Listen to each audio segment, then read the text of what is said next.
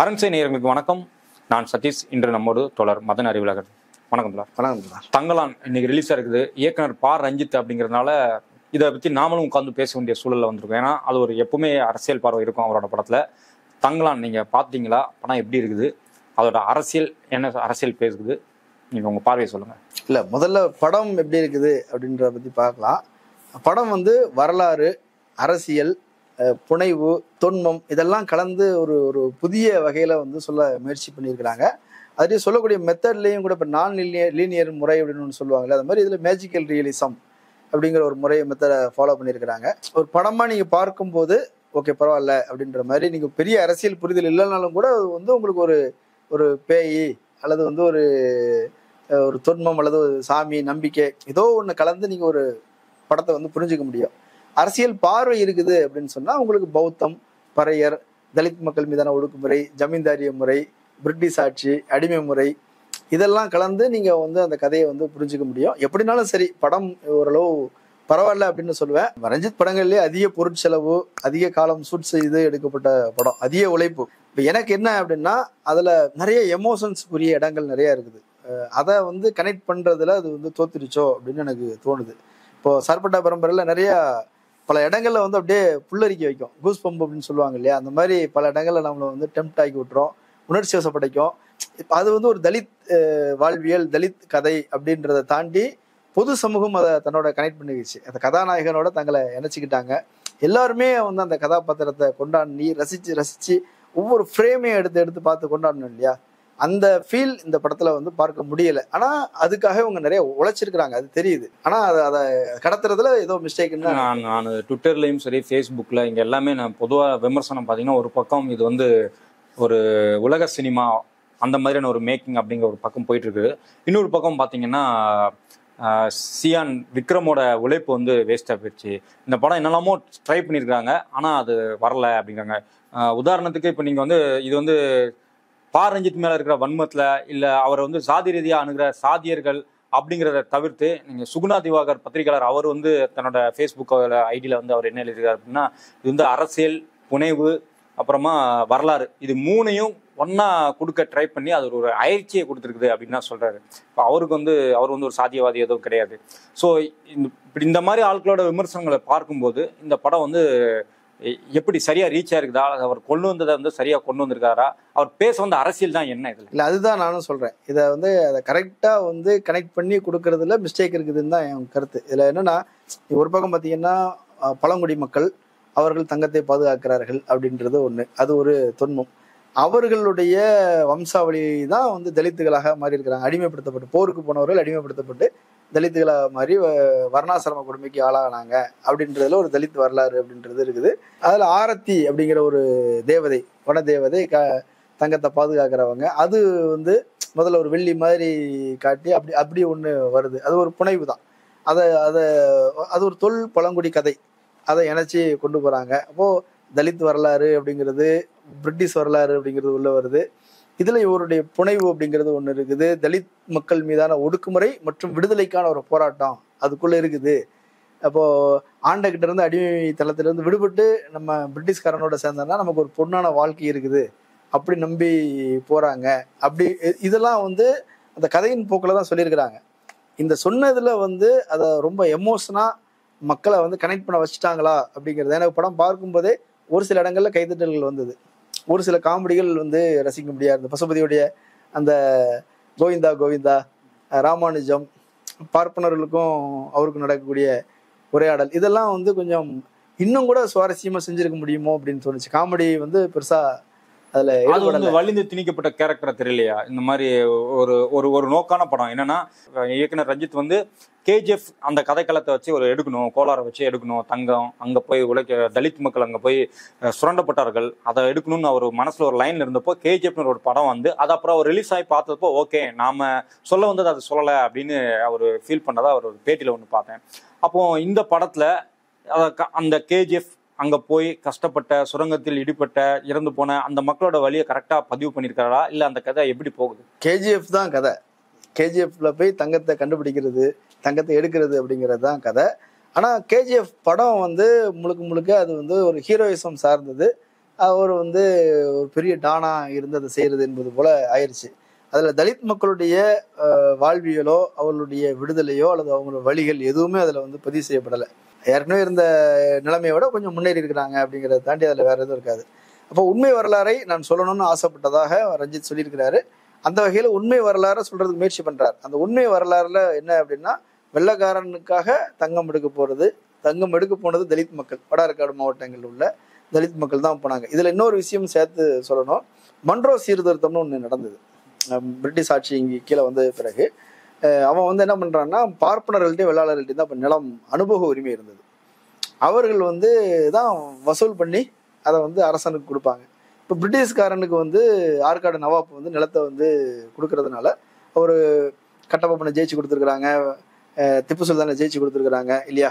இப்போ அதுக்காக இலவசமாக அவர் வந்து சென்னை, பூந்தமல்லி, செங்கல்பட்டு இந்த ஏரியாவை வந்து கொடுக்குறாரு, தானமாக கொடுக்குறாரு இலவசமாக. அந்த நிலங்களில் வந்து வெள்ளாளர்களும் பார்ப்பனர்களும் நில அனுபவம் உரிமை பெற்றவர்களாகவும் வரி வசூல் பண்ணக்கூடிய உரிமை பெற்றவர்களாகவும் இருக்கிறாங்க. வரி வசூல்னா அதை நிலத்தின் அந்த குத்தையை வாங்கி அரசனுக்கு ஒரு பங்கு கொடுப்பாங்க, மீதி அவங்க வச்சுப்பாங்க. இவர்கள் தங்களை ஏமாற்றுகிறார்கள், வர்ற வருமானத்தை வந்து பதுக்குறாங்க. படத்திலே இந்த வசனம் வருது அப்படின்றத அவங்களுக்கு தெரிஞ்சு இது ஒரு வரலாறு, நான் சேர்த்து சொல்லிடுறேன். அதன் காரணமாக என்ன பண்ணிடுறாங்கன்னா, ரயத் வாரின்னு ஒரு முறையை வந்து மன்றோ கொண்டு வர்றாரு. ரயத் வாரி முறை, ரயத்னா விவசாயி, விவசாயிகளுக்கு நேரடியா யார் குத்தை விவசாயி இருக்கிறாங்களோ எல்லாருக்குமே நிலத்தை பிரிச்சு கொடுக்குறது அப்படின்னு ஒரு இதை சொல்றாங்க. அப்படி செஞ்சா என்ன நடக்கும் அப்படின்றத அது வரைக்கும் ஆண்டைகளாக இருந்தவங்க போய் சொல்றாங்க. என்ன அப்படின்னா, உழைக்கிறது ஆள் இல்லாமல் போயிடுவாங்க. அவங்களுக்கு நிலம் கொடுத்துட்டீங்கன்னா அவன் நிலத்துல அவன் வேலை செஞ்சுப்பா, சம்பாதிச்சுப்பான், அவன் நல்லா இருப்பான், நீங்களும் நல்லா இருக்க முடியாது, நானும் நல்லா இருக்க முடியாது. அப்போ உழைக்கிறதுக்கு ஒரு செக்டர் வேணும். அப்போ யாரை அப்படி உழைக்கிறதுக்கு மட்டும் நிலம் கொடுக்காமல் யாருக்கு வைக்கலாம் அப்படின்னா, பறையர்களுக்கு நிலம் கொடுக்க வேண்டாம் அப்படின்றத வெள்ளாளர்களும் பார்ப்பனர்களும் பிரிட்டிஷ்காரர்களும் சேர்ந்தே முடிவெடுக்கிறாங்க. ஏன் அப்படி எடுக்கிறாங்க? யாரோ உழைக்கிறதுக்கு ஒரு பிரிவு வேணும், அவங்களுக்கு நிலம் கொடுத்துட்டுன்னா நம்ம தோட்டத்துல உழைக்கிறதுக்கு வரமாட்டான். ஸோ அவர்களுக்கு வந்து நிலம் கொடுக்க கூடாது அப்படின்னு பறையர்களுக்கு வந்து நில உரிமை இல்லாமல் செய்துவிட்டு அவங்களும் குத்தகை விவசாயிகளா இருக்கிறாங்க. அதுல பர்டிகுலரா பறையர்கள் என்று எழுதப்பட்ட பறையர்கள் தான். பின்னாடிதான் நம்ம தலித்துகள் அதெல்லாம் சொல்றது எல்லாமே அதுக்குதான். அதுல குறிப்பாக பறையர்களுக்கு கொடுக்கல, வன்னியர்களுக்கு கொடுக்குறாங்க, பள்ளிகளுக்கு கொடுக்குறாங்க, இதர நாயுடு, ரெட்டி யார் யாரெல்லாம் இருக்கிறாங்க எல்லாருக்கும் நிலம் பிரிச்சு கொடுக்குறாங்க. அதன் பிறகு இவனுடைய ஆட்சி அதிகாரம் விரிவடைய அவங்க தென் மாநிலங்கள் முழுக்கவே வந்து கிட்டத்தட்ட இந்த மாதிரி, இன்னும் தமிழ்நாடு குறிப்பாக ரயத்வாரி முறை அதிகமாக. இதனாலதான் இடைநிலை சாதின்னு ஒண்ணு ஸ்ட்ராங்கா ஒண்ணு உருவாகுது இல்லையா. இது வந்து இந்த நிலம் தான். அதுக்கு முன்னாடி அவர்களுடைய நிலைமைங்கிறது தலித்துகளுடைய பொருளாதார நிலைமைக்கும் இவங்களுடைய பொருளாதார நிலைமை பெரிய வித்தியாசம்லாம் இருக்காது. ரெண்டு பேருமே குத்தகை விவசாயிகள் தான். வர்றதை அப்படியே எடுத்து ஆண்டைகிட்ட கொடுத்துருவாங்க. ஆண்டைன்னு இல்லை, அது வெள்ளாளர்கள்ட்டையோ அல்லது அரசர்களுக்கோ போயிடும், அவங்க போஜனத்துக்கு இருக்கும். இப்போ இதன் காரணமாக தலித்துகள் நிலமற்றவர்களாக, முற்றிலும் நிலமற்றவர்களாக, நிலத்தின் மீது குறைந்தபட்ச உரிமையோ அதிகாரமோ உள்ளவர்களாக கூட இல்லாமல் போகுது. இந்த பீரியடை பயன்படுத்திக்கிட்டு தான் தலித் மக்கள் வந்து இங்கிருந்து, ஏன் குறிப்பாக தலித் மக்கள் கோளாறுக்கு போனாங்கன்னா, நிலமற்றவர்கள் தான் நிலத்திலிருந்து வெளியேற்றப்பட முடியும். ஏன்னா உனக்கு நான் வாழ்க்கை கொடுக்குறேன், சோறு போடுறேன், நல்ல சோறு போடுறேன் அப்படின்னு சொன்னா யார் போவாங்கன்னா, இல்லாதவர்கள் தான் போக முடியும். ரொம்ப வறுமையில இருக்கிறாங்க அப்படின்றதெல்லாம் சொல்லியிருப்பாங்க. அப்படி வந்து இலங்கைக்கு கொண்டு போனாங்க. தேயிலை தோட்டத்துங்களுக்கு வந்து தென் மாவட்டத்தில் உள்ள தலித்துகள் போனாங்க. அப்புறம் மேற்கு தொடர்ச்சி மலை, இங்கேயும் தலித்துகள் தான் கொண்டு செல்லப்பட்டாங்க. நான் ஒரிசால சித்திரகொண்டான ஒரு இடத்துல டியூட்டி பார்த்துருக்கேன். அங்க ஒரு 50-100 ஃபேமிலி நான் வந்து தமிழர்களை இங்க இருந்து தமிழ்நாட்டில் அவங்க நாங்க இந்த டேம் கட்டுறதுக்கு, சித்திரகொண்டா டேம் கட்டுறதுக்கு நாங்க 50 வருடம் முன்னாடி நடந்தே வந்தோம் அப்படின்னு சொன்னாரு. அவர் முஸ்லீம் பெரியவர் வேற. அவர் சொன்னாரு, ஆக தமிழர்கள் யார் ஒடுக்கப்பட்டாங்க. ஆமா, இங்க முதல்ல நிலை கொண்ட பகுதி வந்து அந்த பக்கம் மேற்கு வங்கம், இந்த பக்கம் தமிழ்நாடு, இதுதான். அப்ப இங்க 2 இடங்கள்ல இருந்து தான் அதுக்கான வாய்ப்புகள் இருந்தது. அப்ப தமிழ்நாட்டுல இருந்து தான் நிறைய பேரை வந்து அவங்க கொண்டு போறாங்க. தாராவில தமிழர்கள் எப்படி போனாங்க, அங்க வந்து தோல் தொழிற்சாலைகளுக்கு ஆள்கள் தேவைப்படுது அப்படின்னு சொல்லி தான் இங்க இருந்து போனாங்க. தலித் மக்கள் தான் அதிகமா போனாங்க. இப்படி வந்து சிதறடிக்கப்பட்டவர்கள் சொல்றாங்க இல்ல, தலித் என்றால் சிதறடிக்கப்பட்டவர்கள், அதிகாரம் பறிக்கப்பட்டவர்கள், உரிமை பறிக்கப்பட்ட எல்லாத்துக்கும் அது உண்டு. ஆனா இது நான் படம் பார்க்கும், இது ஒரு வரலாறு அப்படின்னும் போது, ஆனா படத்துல வந்து பிரிட்டிஷ்காரன் என்ன தொடுறான், என் மேல வந்து அன்டச்சபிலிட்டி பாக்குறது இல்ல, தீண்டாமை பார்க்கறது இல்ல அப்படின்றதெல்லாம் அப்படி சிலாயிக்கிறது போல வருதா. வந்து எனக்கு உடை கொடுத்து ராஜா மாதிரி துரை மாதிரி ட்ரெஸ்ஸை போட வைக்கிறான், குதிரையில விடுறான், துப்பாக்கி கொடுக்குறான், அதிகாரம் கொடுக்குறான் அப்படின்றது எல்லாமே வந்து சில இந்த பகுதி சொல்லி அதை சொல்லியிருந்தாருன்னா அது ஒரு முழுமையா இருந்திருக்கும். ஆனா அதை ஒரு சிலாயிப்பது போல இருந்ததுங்கிறது ஒரு வரலாற்று பிள்ளைன்னு தான் எனக்கு. இந்த வரலாற்றுல நானும் படிச்ச வரைக்கும் கிட்டத்தட்ட 800 டன் தங்கம் கோலார்வையில இருந்து ஐரோப்பிய நாடுகளுக்கு கொண்டு செல்லப்பட்டிருக்கு. இந்த ஆங்கிலேயர்கள் கொண்டு சென்றிருக்காங்க. கிட்டத்தட்ட 13-14 கம்பெனி மாறி மாறி அந்த இடத்த இது பண்ணியிருக்காங்க. அங்கே வேலை செஞ்சதெல்லாம் கம்பெனிகள் மாறலாம், ஆனால் வேலை செஞ்சவங்களோட அந்த சூழல் வந்து மிக கொடூரமா இருந்தது. சுரங்கத்துக்குள்ள வந்து சிக்கி மூச்சு வாங்குறதுக்காக வெளியில வந்தா கூட அவர்கள் தண்டிக்கப்பட்டார்கள். அவங்களுக்கு சுவாசம் கிடைக்கல. 130 டிகிரி வெயில்ல, அதாவது சூட்ல உள்ள இருந்திருக்கிறாங்க. அப்படி கடினப்பட்ட எந்த காட்சிகளையும் இந்த படத்துல நான் பார்க்கல. அப்படிங்க போய் எனக்கு அது கனெக்ட் ஆகல. உங்களுக்கு தங்கத்தை எடுப்பதோட அது முடிச்சிட்டாங்க. ஆனா தங்க சுரங்கம் கட்டி அமைக்கப்பட்டு தங்கம் எடுக்கிறாங்க இல்லையா, அதுக்குள்ள அந்த கதை பேர்ந்தது அப்படின்னா நீங்க சொல்றதெல்லாம் பார்க்கலாம். கிட்டத்தட்ட ஒரு அடிமைகள் போலதான் அவங்க இருந்தாங்க. இன்னொன்னு ரொம்ப உள்ள இருக்கும்போது வேர்வை வந்து போயிட்டே இருக்கும், தண்ணீர் பற்றாக்குறை இருக்கும், வெப்பம் அதிகமா இருக்கும். திடீர்னு சுரங்கம் இடிஞ்சு விழுந்துச்சுன்னா 50 பேர் 100 பேர் மொத்தமா புதைஞ்சிருவாங்க. நீ எங்க போய் தேடி இருப்பீங்க உள்ள போய்? அப்படியான ஒரு ரிஸ்கான வாழ்க்கை இருந்தது. ஆனால் படத்துல வந்து அதுல மேஜிக்கல் ரியலிசம் அப்படின்றதுக்குள்ள வந்து என்ன அப்படின்னா, நீங்க என்ன சொல்ல விரும்புறீங்களோ அதுக்கு ஏற்ற நீங்க கதையை உருவாக்க முடியும். ஒரு கதைக்களத்தை, அதுக்குரிய கற்பனைகளை, ஒரு ஆன்மீக வடிவத்தை, ஒரு தெய்வீக தன்மை எல்லாமே சேர்த்து நீங்க வந்து சொல்லிருக்கீங்க. அதனாலதான் இந்த புத்தர் சிலை, அதனாலதான் யதார்த்தம்னு சொல்லல. அது யதார்த்த கதை கிடையாது, மாய யதார்த்தவாதம். அதுக்குள்ளதான் நீங்க புத்தர், ஆரத்தி, அப்படி இப்படின்னு அந்த தொன்மங்கள் எல்லாமே சேர்த்து அவர் ஒண்ணு சொல்றாரு. தங்கம்ங்கிறது நம்ம கைக்கு கிடைச்சிச்சுன்னா நமக்கு அதிகாரம் அப்படின்றது போல அது முடியுது. ஆனா யதார்த்தத்துல தலித் மக்கள் கையில தங்கம் கிடைக்கல. அது படம் முடிவிலும் போது கூட அவங்க கையில தங்கத்தை எடுத்துட்டு நிப்பாரு. ஆனா இந்த பக்கம் எதிர்த்தாப்புல பிரிட்டிஷ் படம் வந்து நிக்கிறது தான் காட்டி படத்தை முடிச்சிருக்காங்க. முழுசா சொல்லல, முழுசா அந்த படம் இதா தங்கம் கண்டுபிடிக்கிறதோட அது நிக்குது. படத்தோட நிறைய வசனங்கள் புரியல. அவனோட பேச்சு வழக்கு புரியலையா, இல்ல நான் வந்து கமலா தியேட்டர்ல பார்த்தேன். அந்த தியேட்டர் சவுண்ட் எஃபெக்ட் எனக்கு புரியலையா? நீங்க பார்த்த வரைக்கும் உங்களுக்கு வசனம் புரிந்ததா? நான் சில ஃபேஸ்புக் போஸ்ட்டுங்களும் பார்த்தேன், தமிழ்ல படம் ஓடுது ஆனா சப்டைட்டில் இருந்தா நல்லா இருந்திருக்கும், கொஞ்சம் புரிஞ்சிருக்கும் அப்படின்லாம் போட்டிருந்தாங்க. எப்படி நீங்க எப்படி ஃபீல் பண்ணீங்க? எனக்கும் அந்த பல நேரங்கள்ல தோணுச்சு. படம் ஆரம்பிச்சப்பவே வந்து இது வந்து வட தமிழகத்தின் மொழி அப்படின்றத புரிஞ்சுக்கணும். சரி, அது அப்படித்தான் பேசுவாங்க, நம்ம அதை புரிஞ்சுக்கணும் அப்படின்னு தான் நம்ம உடனே தயாராயிட்டோம். ஆனா அதுல புரிஞ்சுக்கிறதுல வந்து நமக்கு அது வேற பிரச்சனை. ஆனா என்ன சொல்றாங்கன்னே தெரியல அப்படின்றது சிலருடைய விமர்சனமா இருந்தது. சில இடங்கள்ல வந்து இப்ப தண்ணிக்குள்ள வந்து போறாங்களே, ஆத்த கடந்து போகும்போது அவர் வந்து ஏதோ சொல்லிக்கிட்டே வர்றார், ஏதோ மந்திரம் சொல்றாரு என்பது போலதான் பக்கத்துல ஏதோ சொல்ல வர்றாருன்னா புரியுது. ஆனா அது ஒரு முக்கியமான வசனமா இருக்கு. சொல்றாரு தேளு, பாம்பு, தங்கம், மலை, ஆனமலை, அது நிறைய காடு, அதெல்லாம் சொல்றாரு. ஆனா அதை புரிஞ்சுக்கிறதுல ஒரு அசௌகரியம் இருந்தது. அது என்ன காரணம்னு கரெக்டா அவர் வந்து பதிவு நடக்கலையா, அல்லது அப்படி இருக்கணுங்கிறதுக்காகவே அப்படி வச்சிருக்காங்களா நமக்கு தெரியல. பாத்திர படைப்புகள் வந்து அதான் நீங்க சொன்ன மாதிரி சார்பட்டா பரம்பரை அப்படில வந்து நீங்க ரோஸ் அப்படின்னா டக்குன்னு நமக்கு முகம் ஞாபகத்துக்கு வரும். அப்புறம் நம்ம பசுபதி கேரக்டர் ஆச்சு, எதுனாலும் சரி எதுவுமே வெறும் பசுபதி. இந்த படம் வேம்புலி எதுனாலும் அப்படின்னா நீங்க வாத்தியாரு, நீங்க சார்பட்டா பரம்பரைன்னு இல்ல, எந்த ஒரு நல்ல படத்தை எடுத்தாலும் உங்களால டக்குன்னு அது வந்து நிற்கும். இந்த படத்துல இந்த கேரக்டர், இந்த வடிவம், இந்த மாதிரி அப்படிங்கிற மாதிரி எனக்கு தெரியல. உங்களுக்கு எப்படி ஃபீல் ஆச்சுன்னு தெரியல. இல்ல, கேரக்டரைசேஷன் அப்படின்ற பொறுத்த வரைக்கும் சார்பட்டா பரம்பரையில வந்து பாத்தீங்கன்னா நிறைய கேரக்டர்ஸ் வந்து தனித்துவத்தோட எல்லா இடத்துலயும் அது நிறைஞ்சிருக்கும். ஒரு நீ வேம்புலின்னா அது ஒரு தனித்துவம் இருக்கும், டான்சிங் ரோஸ்னா அதுல ஒரு தனித்துவம் இருக்கும், வாத்தியார் பசுபதிக்குன்னு அதுக்கு ஒரு தனித்துவம் இருக்கும், கதாநாயகன் அது ஒரு இது. இப்படி ஒவ்வொரு கேரக்டரா பாத்தீங்கன்னா அது எல்லாமே அப்படி நிற்கும். நீங்க ஒவ்வொன்றையும் நம்ம வந்து 100 முறை 200 முறை பார்த்துருப்போம், ஒவ்வொரு சீனையும் மீண்டும் மீண்டும் மீண்டும் மீண்டும் பார்த்துருப்போம். அந்த மாதிரி அதுல ஒரு சுவாரஸ்யம்ங்கிறது வந்து எனக்கு இதுல தெரியல. அதுல விக்ரமுடைய கேரக்டர் அவர் நிஜமாவே வாழ்ந்துருக்கிறார். அதுல விக்ரமா நீங்க பார்க்க முடியாது, அதுல வந்து தங்கலான் தான் அது அப்படித்தான் இருக்கிறாரு. பார்வதியும் அட்டகாசம் நடிச்சிருக்கிறாங்க. ஒரு போல்டான பொண்ணு, நல்ல கால்களை இறுக்கி அதுல கேரக்டராவே. ரஞ்சித் சினிமா நல்ல காலை நல்ல அது தெரியும், பார்க்கும்போது தெரியும், ஒரு கம்பீரமான ஒரு இதுல நின்று அது பேசுறது, அழுத்தம் திருத்தமா நின்று பேசுறது அப்படிங்கறதெல்லாம் அந்த. ஆனா அதுல நிறைய கேரக்டர்கள் நீ பார்த்து நீ அதை அந்த எதிர்பார்ப்போட போனீங்கன்னா இந்த படம் வேற, அந்த படம் வேற, இந்த படம் வேற. இதுக்கு வந்து நீங்க அப்படி ஒவ்வொரு கேரக்டருக்கும் நீங்க முக்கியத்துவம் கொடுத்தீங்கன்னா நீங்க கதையை சொல்ல முடியாது.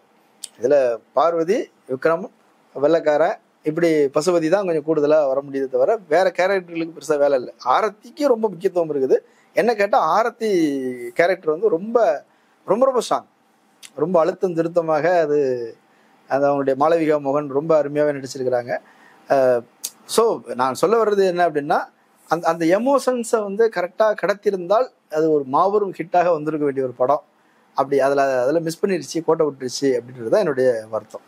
எனக்கும் அப்படிதான். நானும் படம் பார்த்துட்டு வந்து எனக்கு கொஞ்ச நேரம் ஒன்றும் புரியலை. சொல்லப்போனால் ஏதோ சுற்றி வெளிச்சு எப்படி வந்து நின்ன மாதிரி இருந்தது தவிர ஒரு எமோஷனலாக எங்கேயும் நான் வந்து அங்கே வந்து அளவும் செய்யலை, நான் வந்து கோபமும் படலை, நான் வந்து எதுவும் பண்ணல. என்ன அடுத்து என்ன சொல்ல வராங்க, என்ன முடிய போதா, இப்போ முடிஞ்சிருமா, இப்படிதான் எனக்கும் தோணுச்சு. அரசியலாக அந்த படம் வந்து எங்கேயும் தப்பா பேசல அப்படின்னு நினைக்கிறேன். நீங்க எப்படி பாக்குறீங்க? இல்ல பொலிட்டிக்கலா தப்பா எதுவும் பேசுன மாதிரி எனக்கு தோணல. ஒரு மேஜிக்கல் ரியலிசத்துக்கு உரிய ஒரு தெய்வீகத்தன்மை, ஒரு தொன்மம், அப்படி பௌத்த நம்பிக்கை, அதுல இருந்து தொடர்ச்சியாக ஆதி பழங்குடிகள்ல இருந்து பறையர்கள் வந்தாங்க, அடிமைப்பட்டாங்க, வர்ணாசிரம கொடுமைகளுக்கு போனாங்க, அதுல இருந்து மீளணுங்கிறதுக்காக போராடினாங்க. அதுக்கு தங்கம் எடுக்கிறது பிரிட்டிஷாரனோட சேர்றது நமக்கு ஒரு விடுதலை தரும்னு நம்புறாங்க. இப்படியே ஒரு ஹிஸ்டாரிக்கல் டிராவல் ஒன்றும் அதுல இருக்குது. இதெல்லாம் வந்து அவர் பேச விரும்புற அரசியல், பேச விரும்புற அரசியல். அதை தெளிவாவே சொல்லி திரைமொழியில அது பெருசா நம்மள ரீச் ஆகல, நம்மள கனெக்ட் பண்ணல அப்படின்னு புரிஞ்சுக்கலாம். ஆமா ஆமா, ஏன்னா நிறைய பேச முயற்சி பண்றாரு. எப்பவுமே நிறைய பேச முயற்சி பண்ணும்போது அது எதுக்கு மையப்படுத்துறது அப்படிங்கிறதுல ஒரு சிக்கல் வந்துடும். அதுல உள்ள பிரச்சனைன்னு நினைக்கிறேன். அவர் பௌத்தத்தையும் பேசணும்னு நினைக்கிறாரு, தொன்ம கதைகள் ஆரத்தி அந்த பழங்குடி அதையும் சொல்லணும்னு நினைக்கிறாரு, பிரிட்டிஷோட இதையும் சொல்லணும்னு நினைக்கிறாரு, தலித் வாழ்வியல் சொல்லணும்னு நினைக்கிறாரு. அப்ப எல்லாத்துக்கும் கொஞ்சம்னு கொடுக்கும்போது நீங்க எதுலையுமே ஒரு முழுமை இல்லை அப்படின்றதுதான். அதுல நீங்க இந்த படம் எடுத்துட்டீங்கன்னா அதுல ஒரே ஒரு விஷயம் தான், சார்பட்டா பரம்பரை எடுத்துட்டீங்கன்னா ஒரே ஒரு விஷயம் தான், பாக்ஸிங் மட்டும்தான் அதுல இருக்கும். அதை சுத்தி மட்டும்தான் எல்லாமே ஃபைட்டு. அதுல ஒருத்தன் எம்ஏஜ் ஆகி மேல இப்படி வரான். ஜிவி பிரகாஷோட இசை அதுல ஒன்றும் குறை சொல்றதுக்கு இல்லை, அட்டகாசம். எப்படி அசுரனுக்கு வந்து பண்ணி கொடுத்துருக்கிறாரோ அதே அளவுக்கு பண்ணி கொடுத்துருக்கிறார். என்ன அந்த உணர்ச்சியே இதுல பெற முடியல. அசுரன்ல அந்த கனெக்ட் ஆகுதுல, அசுரன்ல வந்து அப்படியே அவன் உள்ள அருவாளை தூக்கிட்டு அப்படி வரும்போது நமக்கெல்லாம் அப்படி சிலுத்துக்குது இல்லையா. அந்த இடைவேளைக்கு முன்னாடி ஒரு சண்டை வரும்போது அப்படியே மணல் அப்படி குண்டு வெடிச்சு அப்படி மணல் தெரிக்கும் போது திடீர்னு வந்து நிப்பார் அப்படி உள்ள வரும்போதெல்லாம் அப்படி சிலுத்துக்கும் இல்லையா. அந்த மாதிரி காட்சிகள் இதுக்கு தேவையும் இல்லை. இது வேற, இது அது அது அது முழுக்க ஒரு ஹீரோயிசம் சார்ந்த படம். இதுல ஹீரோயிசம் ஒரு ரோல், தங்கலானுக்கு ஒரு ஹீரோயிசம் இருக்குது. பரவலாக இன்னொரு பார்வை ஒன்று வைக்கப்படுது. என்ன அப்படின்னா, பிஎஸ்பி பார்ட்டி அந்த அந்த நபர்கள், அதன் இயக்கம் சார்ந்த தோழர்கள் இவங்கெல்லாம் என்ன செய்யறாங்கன்னா, ஆங்கிலேயர்கள் வரவை வந்து ஒரு மீட்பர் வரவு போல இது பண்ணுவாங்க. அவங்க ஒரு நாளும் அவங்கள வந்து குறை சொல்ல மாட்டாங்க. அதோட தொடர்ச்சியாக தான் இந்த படத்துல இந்த மாதிரி ஒரு சிலிர்ப்பா காட்டுறதும், ஆங்கிலேயர்கள் தொடும் பொழுது ஒரு சிலிர்ப்பா காட்டுறதும், அவர்கள் மேலே ஒருத்தருக்கு நல்லவராக இருந்தால் ஒருத்தர் கெட்டவர், 2 ஆங்கிலேயர் இருக்காரு, ஒருத்தர் கெட்டவராகவும் ஒருத்தர் நல்லவராகவும் கடைசி வரைக்கும் காட்டிட்டு இருக்கிறாங்க. இப்படி கொண்டு வந்து காரணமாக இருக்கலாமா? ஏன்னா அது ஒரு ஃபேக்டர். அவன் வந்து அதனை அடிமைப்படுத்துறவன் தான், தன்னிடமிருந்து தங்கத்தை பறிக்க வந்தவன் தான் அப்படின்னு. உழைச்சது நாங்க தான், எங்களுக்குள்ளேயே தான் தங்கம் அவன் அபகரிக்கிறான்னு அது படத்துல காட்டியிருக்கிறாங்க. ஆனா நிஜ அரசியல் அப்படின்றத பொறுத்த வரைக்கும் நீங்க சொன்னதுதான், அது வந்து ஒரு தலித் அரசியல்ல அது ஒரு இதா இருக்குது. மீட்பர் போல பிரிட்டிஷ்காரர்களை காட்டுவது, அவர் வந்தவர் தான் நமக்கு எல்லாமே கிடைச்சது. புத்தருக்கு அடுத்தது பிரிட்டிஷ், அதுக்கப்புறம் அம்பேத்கர் அப்படின்னு வந்து நிக்கிறாங்க. உண்மையிலே பிரிட்டிஷ்காரர்கள் வந்து சில விஷயங்களை செஞ்சிருக்கிறாங்க. அதுல முக்கியமானது கல்விக்கான உரிமை அப்படின்றது அரசு பணிகள்ல அவங்க எடுத்துக்கிட்டாங்க. இதை தாண்டி பெரிய டேமேஜ் பண்ணியிருக்கிறாங்க. நிலத்திலிருந்து முழுக்க அப்புறப்படுத்தி சிதறடிச்சது இருக்கு இல்லையா. ஒரு மையமா ஒரு இடத்துல குவிஞ்சு ஒன்னா இருந்தவர்கள் எண்ணிக்கையையும் சிதறடிச்சிருக்கிறாங்க, வாழ்வையும் சிதறடிச்சிருக்கிறாங்க. நீங்க வந்து பர்மாவில் வந்து அந்த ரயில் பாதை அமைச்சது இருக்கு இல்லையா, அது சாதாரண விஷயம் நினைக்கிறீங்களா? அதுல எவ்வளவு பேர் இறந்துருக்கிறாங்க தெரியும் இல்லையா. நிறைய பேர் இறந்துருக்கிறாங்க. இதே மாதிரி இலங்கைக்கு நீங்க தேயிலை தோட்டத்துக்கு தலித் மக்களே வந்து பிரிட்டிஷ்காரன் கூட்டு போனா அப்படிங்கிறது மட்டும் தான் தெரியும். ஆனா போற வழியே கிடையாது தெரியும்ல. அதுக்கு அங்க வழியே கிடையாது, உணவு கிடையாது, தண்ணி கிடையாது, எங்க தண்ணி இருக்குதுன்னு தெரியாது, எந்த திசைக்கு போகணும்னு தெரியாது. பரிதவிக்கப்பட்டாங்க. கடல்ல போற வழியிலே எத்தனை பேர் வந்து கப்பல்கள்ல வந்து இறந்துருக்கிறாங்க. ஒரு அம்மை நோய் வந்துச்சு அப்படின்னு சொன்னா தூக்கி அப்படியே கடல்ல போட்டுருவாங்க இல்லையா. ஸோ அந்த கொண்டாட்டம் என்பது அதீதமாக இதுல காட்டப்படலை. தங்கலான் அப்படிங்கிற இந்த திரைப்படம் ஒரு எமோஷனலாக கனெக்ட் ஆகலை, பட் மேக்கிங்காக ஒரு புதிய அட்டெம்ப்ட் ஒன்று ட்ரை பண்ணியிருக்காரு அப்படின்னு புரிஞ்சுக்கலாம். நேயர்கள் நீங்கள் படத்தை பார்த்துட்டீங்க அப்படின்னா கமெண்ட்ல மென்ஷன் பண்ணுங்க. இது இந்த விமர்சனத்திலையும் உங்களுக்கு குறை நிறைகள் இருந்தால் அதை மறக்காம சொல்லுங்க. இதை நாங்களும் புரிந்து கொள்ள வசதியா இருக்கும். ஏன்னா இது ஒரு உலக சினிமான்னு ஒரு பக்கம் ஒரு விமர்சனமும், இன்னொரு பக்கம் வந்து இல்லை ஒன்றும் புரியலை அப்படிங்கிற மாதிரி விமர்சனமும் போயிட்டு இருக்குது. இது ரெண்டுக்கும் நடுவில் நம்ம நின்றுட்டு இருக்கிறோம்னு நான் நினைக்கிறேன். புரிந்தவர்கள் அதில் கமெண்ட்ல சொல்லவும். நன்றி, வணக்கம். நன்றி.